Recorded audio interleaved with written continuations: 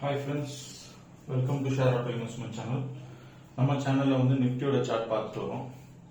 So நம்ம 11th அன்னைக்கு லாஸ்ட்டாக வீடியோ போட்டோம். ஸோ அதுக்கப்புறம் வந்து ஒரு மேரேஜுக்கு நான் வேற போயிட்டேன். ஸோ இதில் பார்த்தீங்க அப்படின்னா ஒரு ஆஃப் டே ஆக்சுவலாக பார்த்தீங்கன்னா இன்னைக்கு 12:30 வரைக்கும் சார்ட் கரெக்டாக போச்சு.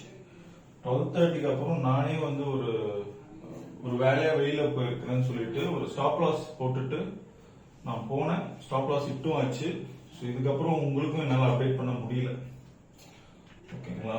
ஸோ அன்னைக்கு இல்லைன்னா குரூப்லயாச்சும் அப்டேட் பண்ணியிருப்பேன். நான் எப்பவுமே குரூப்ல டெலிகிராம்ல எதனா ஒன்று தப்பா போச்சுன்னா நான் அப்டேட் பண்ணுவேன். பட் என்னால அன்னைக்கு பண்ண முடியல. பட் 12:30 வரைக்கும் அன்னைக்கு கரெக்டா போச்சு. 12:30 வரைக்குமே நான் ப்ராஃபிட்ல இருந்தேன். ப்ராஃபிட்ல இருந்து இங்க நான் வந்து இங்க ப்ராஃபிட் பண்ணதை இங்க லாஸ் பண்ணேன். ஸோ எனக்கு அன்னைக்கு பாத்தீங்கன்னா no loss no profit. So இப்படிதான் எனக்கு வந்து போச்சு. ஸோ இது வந்து நடக்கும். நம்ம 22 ட்ரேடிங் டேஸ்ல வந்து நான் இன்னைக்கு சொன்னேன் பார்த்தீங்களா, ஒரு 4-5 நம்ம போனா கூட பேலன்ஸ் 60 நம்ம ப்ராஃபிட்ல இருந்தா கூட மந்த்லி உங்களுக்கு ஒரு 560 பாயிண்ட்ஸ் நீங்க வந்து எடுக்க முடியும். நான் அப்படிதான் எடுத்துக்கிட்டு இருக்கேன்.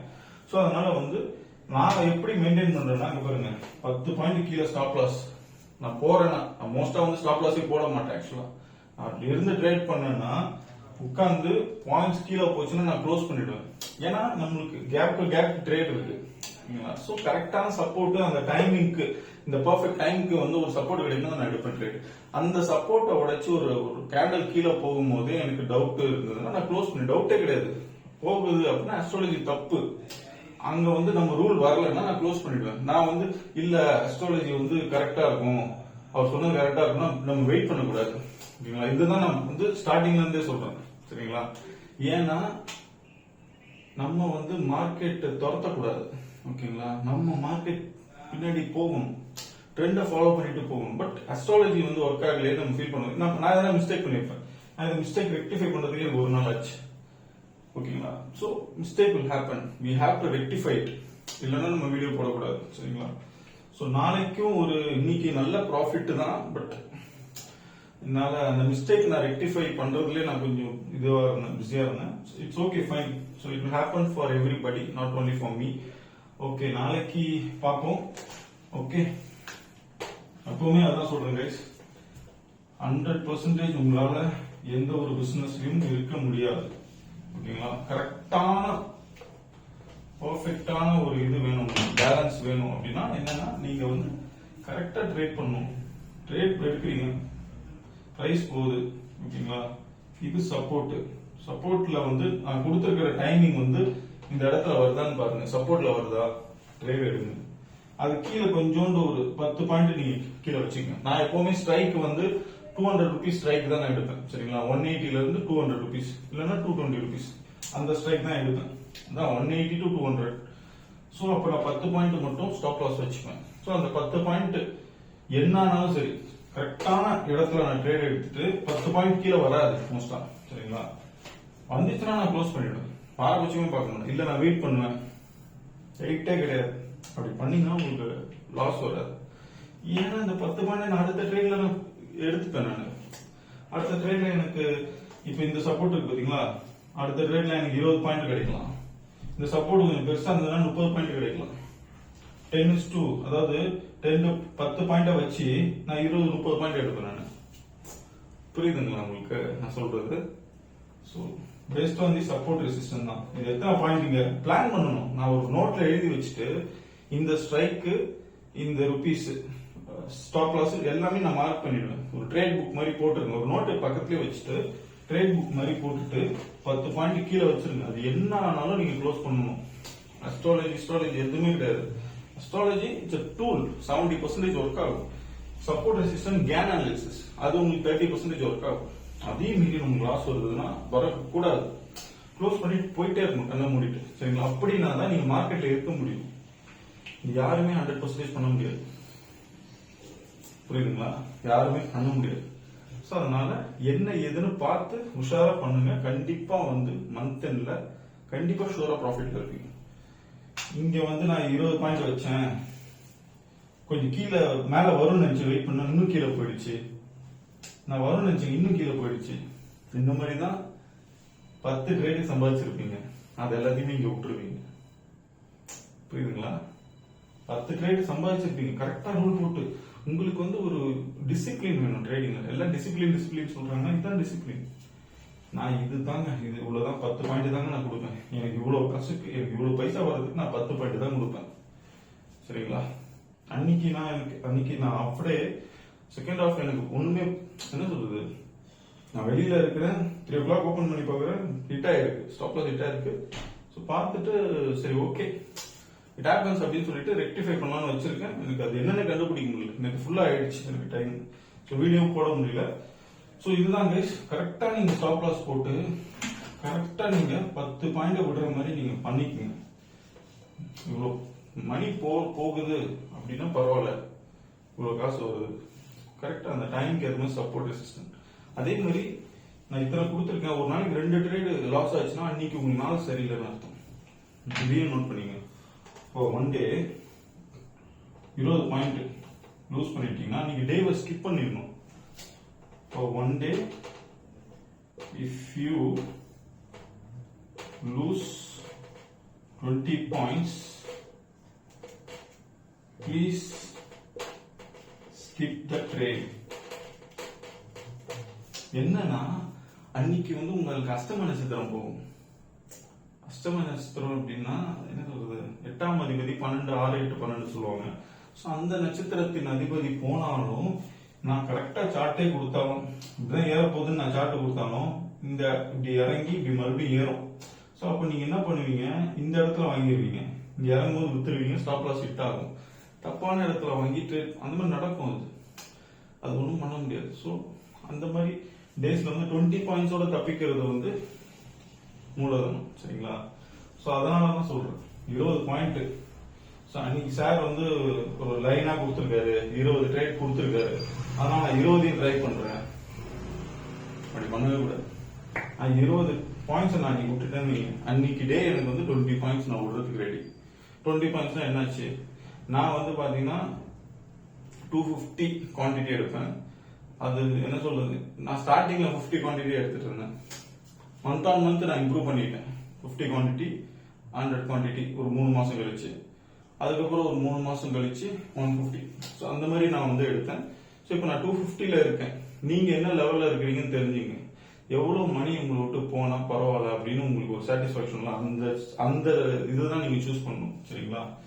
ஸோ அதனால ரொம்ப பார்த்து கவனமா ட்ரேட் பண்ணுங்க. சரிங்களா? 20 பாயிண்ட்ஸ் என்னோட இது, உங்களுக்கு எவ்வளவு முடியும். ஸோ அப்படி நீங்க ஒரு பாயிண்ட் சூஸ் பண்ணிக்கணும், நோட்ல எழுதிக்கணும். இன்னைக்கு வந்து 20 பாயிண்ட் நம்ம வந்து லூஸ் பண்ணிடக்கூடாது. யூஸ் பண்ணிட்டோம்னா அப்போ நான் 10 இது கொடுக்குறேன். 10 இது கொடுக்கும்போது அதுல ஒண்ணு கிளிக் ஆகாது, ஒண்ணு நல்லா கிளிக் ஆயிடும், ஒண்ணு தப்பான இடத்துல எடுத்துருவோம், பட் ஆனா அது கிளிக் ஆயிருக்கும். ஸோ இப்படி நடக்கும். அப்போ நீங்க காசு லூஸ் பண்ண மாட்டீங்க.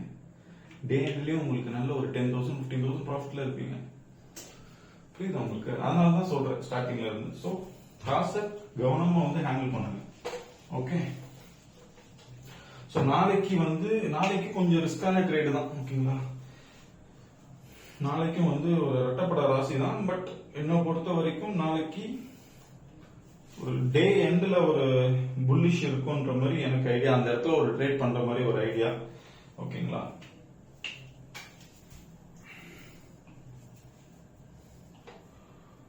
$9.15. ஸோ வீடியோ வந்து தயவு செய்து வந்து ஃபுல்லா பாருங்க. பாதியில பாக்குறவங்க பாதியிலே போயிடுவீங்க, நான் அதையும் சொல்லிடுவேன். ஏன்னா நான் சொல்றது வந்து இன்ட்ராடே. சரிங்களா? பாதியிலே பாத்தீங்கன்னா பாதியிலே வந்து போற மாதிரி தான் இருக்கும். ஸோ இது நான் பை கொடுக்குறேன் 10.22 to 10.44 செல் கொடுக்குறேன். 10.44 to 11.5 by 11.5 to 11.12 அவாய்ட் கொடுக்குறேன். ஆக்சுவலா இதெல்லாமே வந்து கொஞ்சம் ஒரு கன்ஃபர்மேஷன் கிடைக்குதான்னு பாருங்க. அதாவது சும்மா இவர் கொடுத்துட்டாரு பை கொடுத்துட்டாருலாம் நீங்க ட்ரை பண்ணக்கூடாது. கரெக்டா பிரைஸ் இப்படி போகுது, பிரைஸ் இப்படி போகுது, இந்த இடத்துல சப்போர்ட் கிடைக்குது, சப்போர்ட் கிடைக்கிற இடத்துல வந்து பை கொடுத்து சொல்லியிருக்காரு. அந்த டைமிங்கும் கரெக்டா மேட்ச் ஆகணும். இந்த டைமிங்கும் வரணும், பிளஸ் அந்த சப்போர்ட்டும் நீங்க உங்களுக்கு வரணும். புரியுதா உங்களுக்கு? ஸோ அது இல்லாம டைமிங் வந்து 10-20 கொடுத்துருக்காரு, பட் ஆனா சப்போர்ட் வந்து இங்கே தான் கிடைக்குது, அப்படிலாம் நீங்க ட்ரேட் பண்ணுங்க. அந்த டைமிங் தான் மேட்டர், சரிங்களா? அந்த டைமிங் கரெக்டா ஒரு சப்போர்ட் கிடைக்கும் போது உங்களுக்கு அந்த மாதிரி ஒரு பர்ஃபெக்டான ட்ரேட் கிடைக்கும் அன்னைக்கு. இது சப்போர்ட் ரெசிஸ்டன்ட் வந்து சின்னதாகும் பாருங்க, இப்படி போயிட்டு இப்படி போயிட்டு இப்படி சின்னதாகும் பாருங்க. அப்போ இந்த சப்போர்ட் ரெசிஸ்டன்ட் வெடிக்கும். எந்த பக்கமா வெடிக்க போகுது? Either this side or this side, ஏதோ ஒரு சைடுல வெடிக்க போகுது சப்போர்ட் ரெசிஸ்டன்ட். அப்போ நீங்க என்ன பண்ணணும்னா அந்த டைமை நோட் பண்ணி வச்சுட்டு, ஓகே இவர் வந்து பை தான் கொடுத்துருக்காரு, இந்த இடத்துல வெடிக்கும் போது ரொம்ப கவனமா பக்கத்துல இருந்து ட்ரேட் பண்ணணும். ஏன்னா நீங்க 10 பாயிண்ட் தான் லூஸ் பண்ணணும், இங்க சல மாதிரியே கீழே இருந்து இல்லைன்னா மேல போகும். ஸோ அப்போ நீங்க ரொம்ப ஜாக்கிரதையா ட்ரேட் பண்ணணும், சரிங்களா? ஸோ கீழே போதா மேல போதான் பார்த்துட்டு அந்த இடத்துல வந்து ரொம்ப நல்ல ஒரு டெப்தான சப்போர்ட்ல வாங்கிட்டு வெயிட் பண்ணணும். வெயிட் பண்ணிட்டு மேலதான் போகுது, ஓகே ஃபைன். மோஸ்டா அந்த இடம் நான் உங்களுக்கு சொல்லியிருப்பேன்.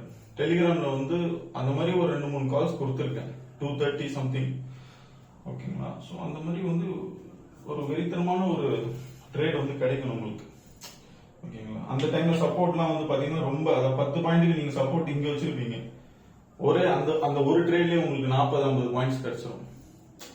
புரியுதுங்களா சொல்றேன்? ஸோ அந்த மாதிரி டேவும் வரும். அதனாலதான் ஒரு 10 பாயிண்ட் வச்சு நம்ம கரெக்டா ட்ரேட் பண்ணோம். க்ளோஸ் ஆனாலும் 10 பாயிண்ட் தான் போகும்.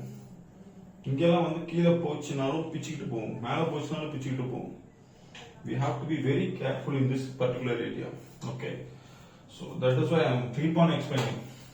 இது வந்து ஒரு அஸ்ட்ராலஜி தான் உங்களுக்கு, புரியுதுங்களா? நான் கண்டுபிடிச்சதா உங்களுக்கு வந்து ஒரு டெக்னிக்கல் இண்டிகேட்டரா இதை வச்சுக்கோங்க. உங்களோட அனாலிசிஸும் இதுல போடுங்க, சரிங்களா? போட்டு ட்ரேட் பண்ணுங்க.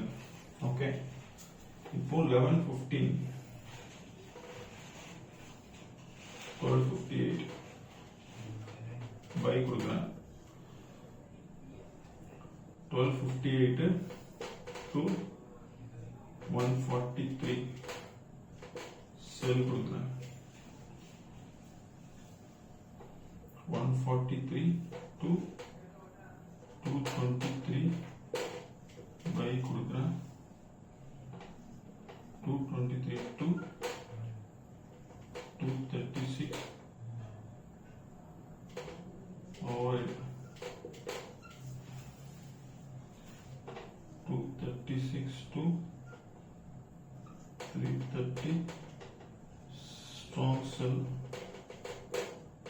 இது வந்து பர்ஃபெக்டான சப்போர்ட் ரெசிஸ்டன்ட் கிடைச்சா மட்டும்தான், இதுன்னு இல்லை எல்லாமே பர்ஃபெக்டான சப்போர்ட் ரெசிஸ்டன்ட் கிடைச்சா மட்டும்தான் ட்ரேட் எடுக்கணும், ஓகேங்களா? நான் மறுபடியும் அதான் சொல்றேன், பர்ஃபெக்டான சப்போர்ட் ரெசிஸ்டன்ட் இல்லைன்னா இதை அவாய்ட் பண்ணுங்க, ஸ்கிப் பண்ணிடுங்க. மறுபடியும் சொல்றேன், பிரைஸ், சப்போர்ட், ரெசிஸ்டன்ட், டைமிங். நான் கொடுத்துருக்கிற டைமிங் வந்து இப்போ இங்க பை at 9:15 கொடுத்து, சாரி இது வேண்டாம், இப்போ பை at 10:44 கொடுத்துருக்கேன். 10:44க்கு பிரைஸ் இங்க இருக்குது, ஒரு சப்போர்ட்ல இருக்கு 10:44. ஸோ அப்ப இங்க வந்து பை பண்ணுங்க. பை பண்ணிட்டு இவர் வந்து 11:05 வரைக்கும் சொல்லியிருக்காரு, அப்படிலாம் நீங்க ஹோல்ட் பண்ணக்கூடாது, சரிங்களா? இப்போ 10:50க்கே வந்துருச்சுன்னு வைங்க, 10:50க்கே ரெசிஸ்டன்ஸ் வந்துச்சுன்னா செல் பண்ணிடணும், க்ளோஸ் பண்ணிடணும். நீங்க வெயிட் பண்ணக்கூடாது.